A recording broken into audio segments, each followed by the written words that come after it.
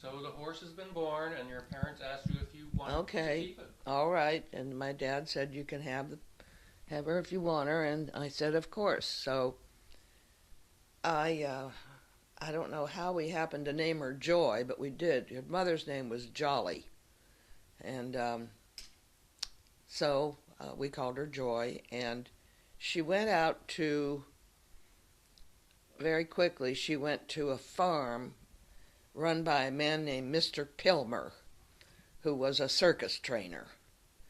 And my dad thought that it would be fun to have her learn some tricks. So he taught her, but first of all, she got blood poisoning from a barbed wire fence. And she got very sick, and they took her into their big farm kitchen and put her in a sling and fed her oatmeal. And they got her well. But by the time she was perfectly well and back out in the field, she was impossible. She was. Yeah, this was before she was trained Oh to yeah, saddle. she was so Oh, spoiled, wow. so spoiled. But Mr. Pilmer went ahead and built this grid of leather blocks with wooden blocks with leather thong, so that she could grab the leather thong by her teeth. And these things were set on a railing, and they were letters and numbers. And she was whip trained, which meant when you raised the whip, she would go, and when you dropped the whip, she would stop. Mm. And he trained her to do that, so that when you walked her along, raised your whip, walked her along, and then she could spell out. All right, Joy, spell your name. So she would get a J, and then she would get a Y, or an O, and a Y. And there are numbers on the other side, so She'd pick up a she'd block pick them with up. your teeth. Yeah, Oh my and then I would put it back. She'd just drop it, but god. She wouldn't place it. no, she just dropped it, and then I would go and put it back on the railing. But she would stop because of this whip business. Right. And Before the saddle. yeah, oh God, yes, yeah. No, she had not had No, even a She blanket. to do a couple tricks before you can actually ride her. Right. Anything. So by the time she finished at Mr. Pilmer's, and we brought her back to put in our barn, she was some kind of feisty little colt. And so then my dad started putting the blanket on her, and I can't remember, it took weeks for her to accept the blanket. You'd put the blanket on, and then she would kick up her heels and run around and try and get rid of it. And she finally got so she would tolerate the blanket. So then the same thing with the saddle. We just put a saddle on her, and she kicked around trying to get rid of that, and finally settled down and accepted that, and Dad put me on her. And we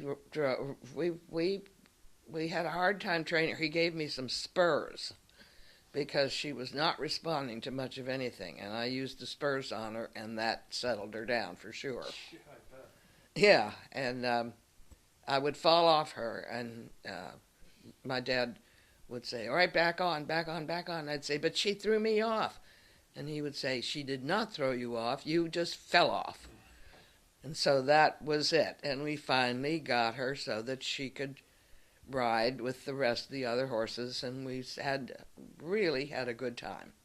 She was very shy, and she didn't like anything. I remember riding once, and a snake was going across. Man, she took off like a scalded duck with me hanging on to her mane. So we had some good fun. She never jumped. We thought maybe she would be a jumper, but she was not. You tried to get her to jump. I tried to get her to jump, but Did Aunt Becky have a horse? she hated the horses. Ah, She would ride Jolly was the calmest of the horses, and she would get on her every now and then, but she did not like horses.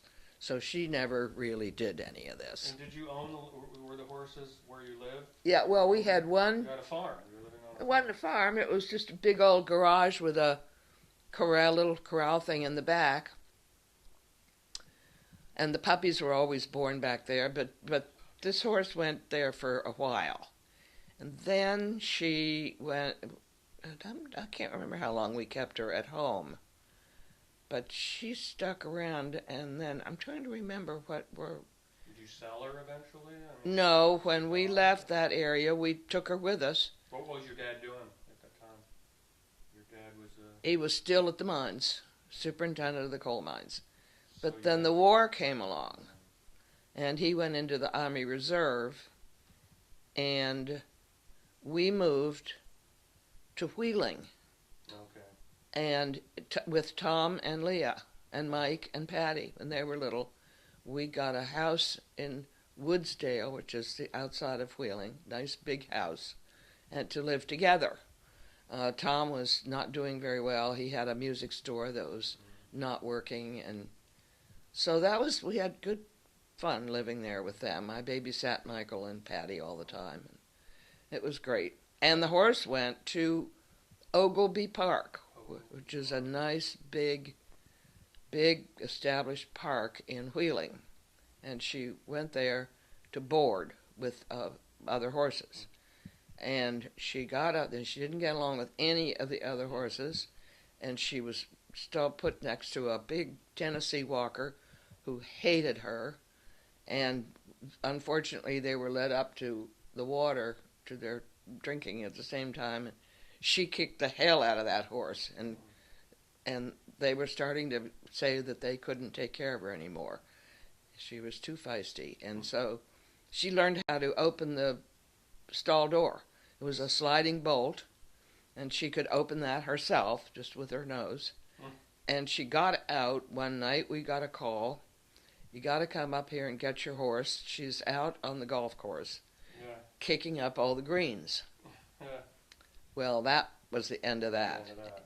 And I was pretty sad about the whole thing, but we either sold her or gave her away. Actually gave her to a farmer near where we used to live. And some years later, when Becky and I made a trip to Ohio just to see what was going on, I think maybe she was going to a high school reunion of some kind. And we went out to this farm. And she, by this time, had had her own colts, had her own babies, and she was a fat old mare.